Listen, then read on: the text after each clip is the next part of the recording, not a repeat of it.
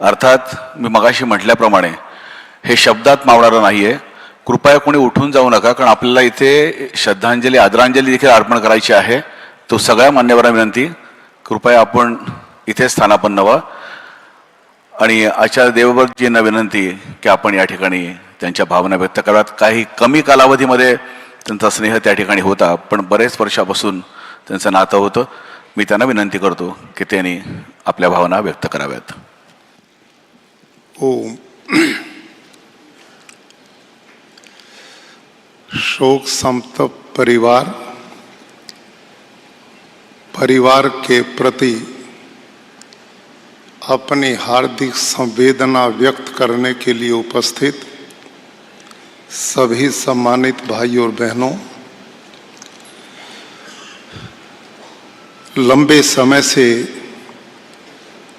मेरे से पूर्व जितने भी वक्त आए मैं उनको सुन रहा था और सबके हृदय के उद्गार अजीत दादा के प्रति कितने सम्मान भाव के थे यह भी मैं अनुभव कर रहा था. मेरा उनसे कोई लंबा परिचय नहीं. जब से मैं प्रदेश में आया 3-4 बार ही उनसे मेरा मिलना हुआ, लेकिन उनकी सहजता, सरलता, मिलनसारिता जिसने अपने प्रति मुझे आकर्षित किया. भाइयों और बहनों, सूर्य उदय हुआ है या नहीं यह सूर्य को बताना नहीं पड़ता. सूर्य का प्रकाश इस बात का प्रमाण होता है कि वो उदय हो चुका है. अजीत दादा का जीवन कैसा था यह ज्यादा जानने की जरूरत नहीं. उनके प्रति आप सबका श्रद्धा भाव, लोगों का जन समूह और लोगों के हृदय में उनके प्रति सम्मान का भाव इस बात का प्रमाण है कि उनका व्यक्तित्व बड़ा महान था. 30 वर्ष का राजनीतिक जीवन जिसमें उन्होंने अपने कार्यों से एक छाप छोड़ी, इस प्रदेश के विकास में बहुत बड़ा योगदान किया. किसानों के लिए, गरीबों के लिए, युवाओं के लिए, प्रदेश की उन्नति के लिए उन्होंने लगातार जो प्रयास किए वो सब इस प्रदेश में दिखाई देते हैं. जीवन यहाँ आकर के जब व्यक्ति इस मृत्यु शब्द को सुनता है तो बड़ा भयभीत हो जाता है. स्वाभाविक है, जीवन में इससे बड़ा दुख दूसरा होता नहीं. लेकिन हम जिस देश के लोग हैं, यहाँ भारत के ऋषियों ने पहाड़ों की कंदराओं में बैठ करके जंगलों के झोंपड़ों में इस गहन रहस्य को जानने का प्रयास ही नहीं किया, बल्कि उसके अंतिम क्षणों तक वो पहुंच गए. यहाँ आकर मनुष्य न चाहते हुए भी घुटने टेक देता है. मेरा आपका वश नहीं चलता. यह जीवन हम सब जितने भी हैं, आज से 100 बरस पहले हम में से कोई था नहीं और आज से ठीक 100 साल के बाद हम में से कोई रहने वाला नहीं. ये जीवन की गाड़ी चल रही है. किसी का स्टेशन पहले आता, किसी का बाद में आता है. जिंदगी का मतलब ये नहीं होता कि उसने कितनी जी है.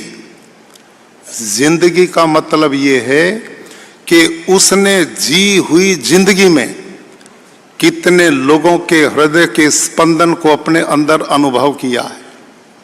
उसने अपने कार्यों से कितने दुखी लोगों की आंखों के आंसू पोंछे हैं. जिंदगी का मतलब ये है कि उसने कितने दुखी दिलों को राहत दी है और लोगों की दवाई बना है. जिंदा वो नहीं है जो 5-6 फीट के शरीर को लिए घूमता है। कीर्तिर यस्य से जीवति, जिंदा वो है जिसके अच्छे कार्यों के कारण जिसकी कीर्ति है, जिसका यश है, जिसका सम्मान है। भगवान राम क्या मर गए? योगेश्वर कृष्ण क्या मर गए? महापुरुष में वो क्या मर गए?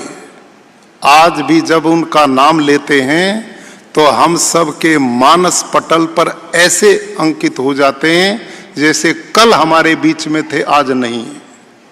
असली चीज व्यक्ति के कार्यों से उसके व्यक्तित्व का पता लगता है।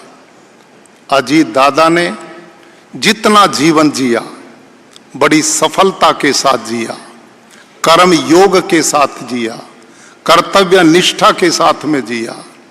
राजनीति में व्यक्ति वही सफल होता है जिसकी इच्छा शक्ति मजबूत होती है, जिसमें निर्णय लेने की क्षमता होती है। वो सब गुण पूर्व वक्ताओं ने हमारे बीच में कहे। इसी का परिणाम है कि उनका जाना दुखद तो सबके लिए है, लेकिन वो जितना जिए सबके लिए प्रेरणा का स्रोत बन करके जिए। नैनम छिंदंती शस्त्राणि नैनम दहते पावकः नय चैनम कलेद्यंत्यापो नय शोषति मारुता है। अजीत दादा शरीर नहीं थे, वो अमर आत्मा थे, वो कभी मर नहीं सकते। वो आत्मा है जिसको चिता की अग्नि जला नहीं सकती, जिसे पानी गला नहीं सकता, जिसे हवा सुखा भी नहीं सकती। वो शाश्वत हैं, अमर हैं। हमारे यहाँ तो भगवान कृष्ण ने कहा, वासांसी जीर्णानि यथा विहाय नवानि गृह्णाति नरो अपराणि तथा शरीराणि विहाय जीर्णानि अन्यानि संयाति नवानि देहि। ये परिवर्तन है, ये ट्रांसफर है, ये इस दुनिया का एक दस्तूर है। ऐसी परिस्थिति में हम सब के लिए ताकत देने की चीज केवल विवेक है, केवल सूझबूझ है, ईश्वरीय व्यवस्थाओं को स्वीकार करना है। किसी महापुरुष ने कहा था, मरने वाला यदि रोने से वापस आ जाए तो उसकी इंतजार में सैकड़ों बरस तक बैठ के रोया जा सकता है, लेकिन इतना सब कुछ करने पर भी जो व्यवस्था ईश्वर की जाने वाले के पीछे होती वो वापस नहीं आता। उसके कर्मों की पूंजी आने वाली पीढ़ियों की प्रेरणा है, उनकी अपनी पूंजी है। ऐसी स्थिति में भगवान की इच्छा के सामने नतमस्तक होते हुए भगवान से मैं कामना करता हूं, प्रभु उनकी आत्मा को सद्गति प्रदान करें। परिवार को वियोग में जो कष्ट है, पूरे प्रदेश और उनके समर्थकों को जो बहुत दुख हुआ है, उसको सहन करने की क्षमता दें। लेकिन उनके दिव्य गुण जो उनको अमर कर गए, लोगों के दिलों में जगह बना करके गए, वो हम भी अपने जीवन में अपनाएं। यही उनके प्रति सच्ची श्रद्धांजलि होगी। मैं उनकी स्मृति को प्रणाम करता हूं, श्रद्धांजलि अर्पित करता हूं। धन्यवाद। यानंतर